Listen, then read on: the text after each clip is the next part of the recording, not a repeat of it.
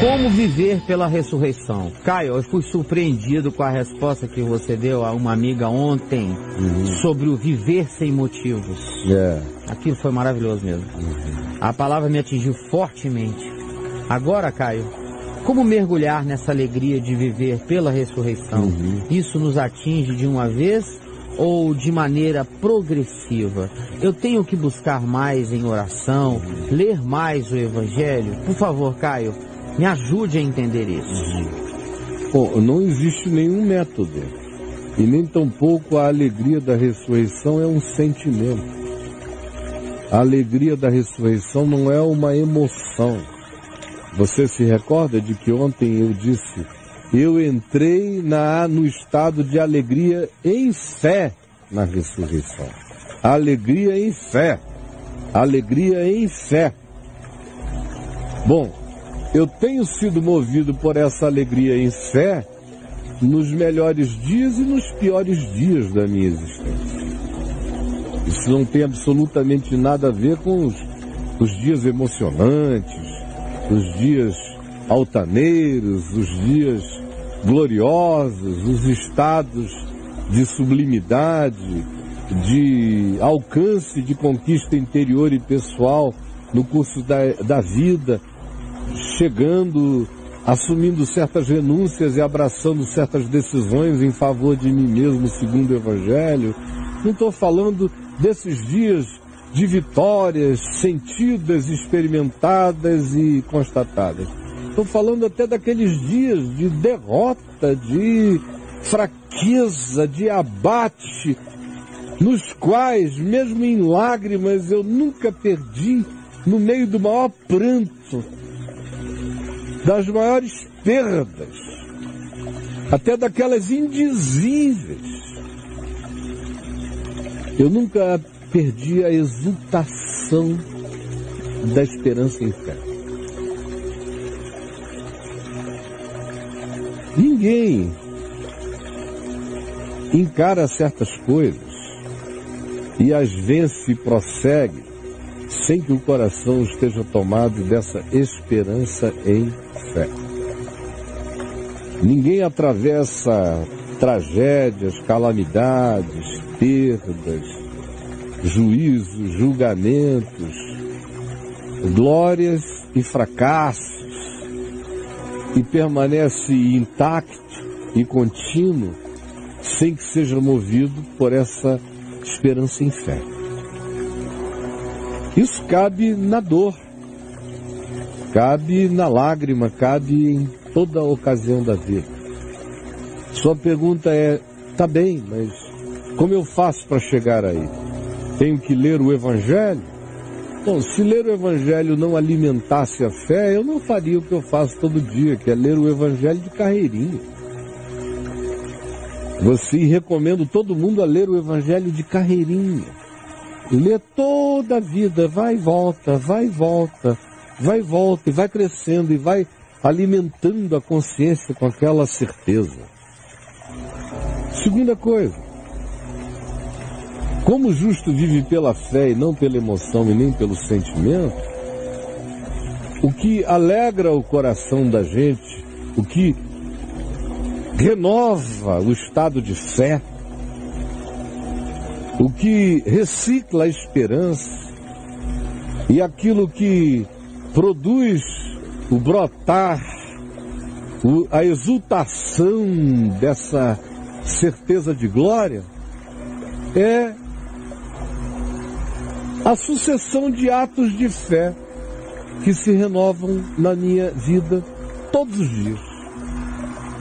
Todos os dias eu acordo e digo, este é mais um dia que o Senhor me deu, e é um dia no tempo a menos na direção da glória eterna. Eu não faço contagem regressiva para minha morte.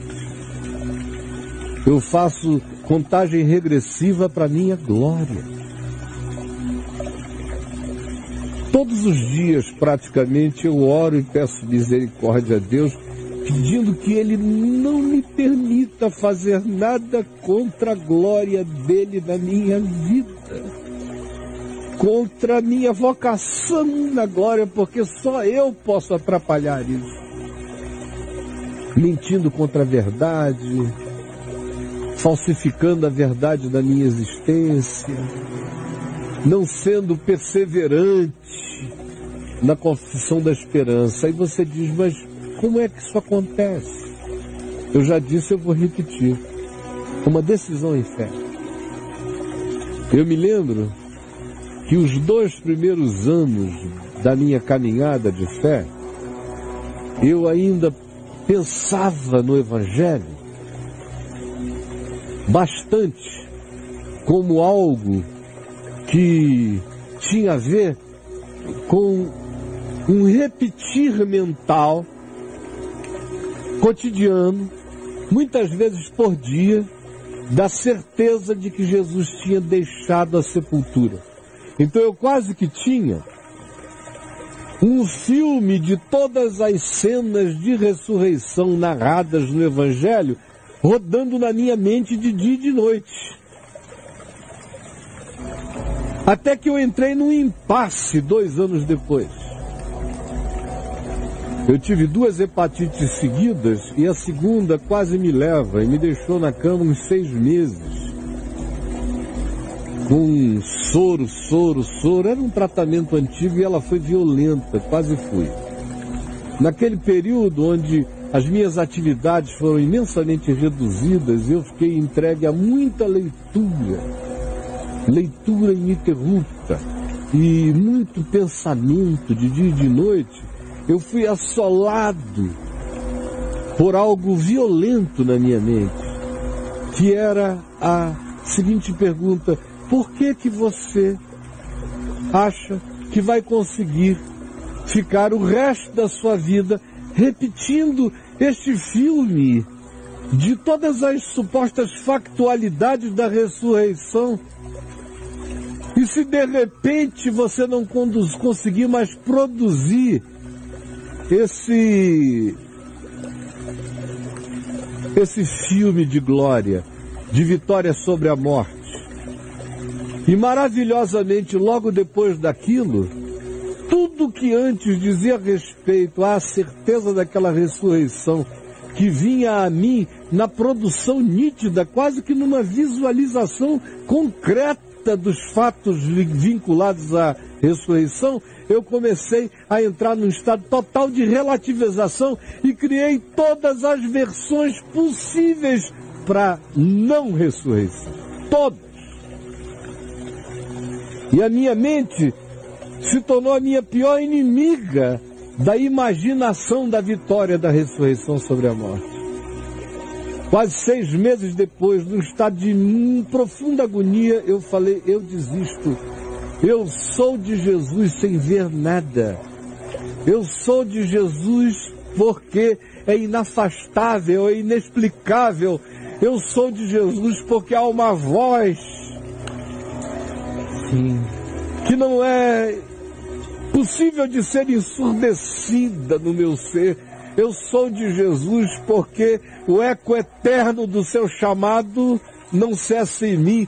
Eu sou de Jesus não por causa do que eu posso explicar. Eu sou dele, apesar do que eu não posso explicar. É por isso que eu sou dele, justamente porque eu não posso explicar. E apesar disso, eu sei que sou dele. E me abandonei num estado de fé, entregue. Botei o pé naquela travessia, que eu não posso mostrar aqui, porque a gente está passando direto via YouTube, senão eles cortam a gente, do Last Crusade, a última cruzada. Quando o Indiana Jones atravessando aquele abismo, bota o pé no nada. Aí eu fui e botei o pé no nada. E quando eu botei o pé no nada, eu vi a perspectiva da passagem.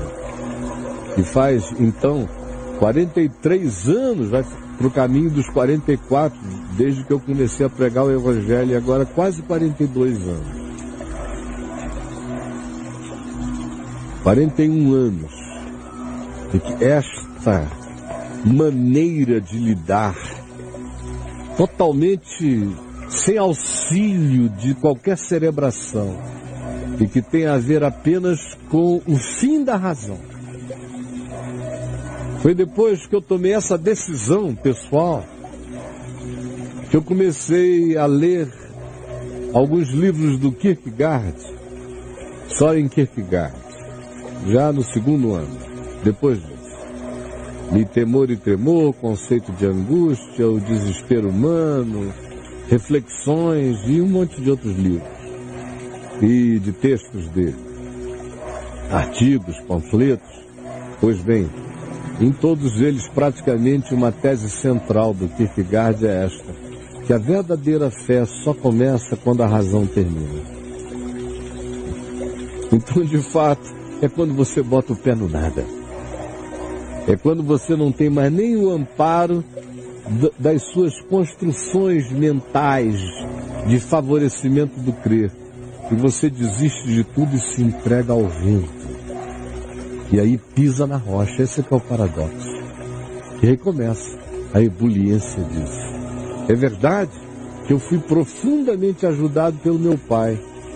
Porque o meu pai foi a pessoa em quem eu vi essa exultação da esperança só crescer na vida.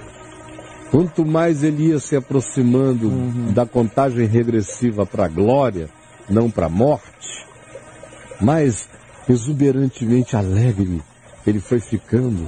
Ele dizia, eu sinto uma coceirinha aqui. Ele estava feliz, ele esfregava as mãos, dava umas batidinhas assim. Sinto umas coceirinhas aqui. Acho que são as asinhas crescendo para eu voar. Eu quero ser filho dessa transcendência. E é isso que o Evangelho me ensina. E foi isso que fez todos os discípulos genuínos e verdadeiros dessa esperança não temerem a morte e nem a vida. E viverem com esse desassombro, que não é um estado de emoção eufórica, é uma constância de certeza esperançosa em fé, indestrutível, à medida em que você caminha, seja rindo no dia do riso, ou chorando nos muitos dias de choro, mas vencendo tudo sempre, sem nunca voltar atrás.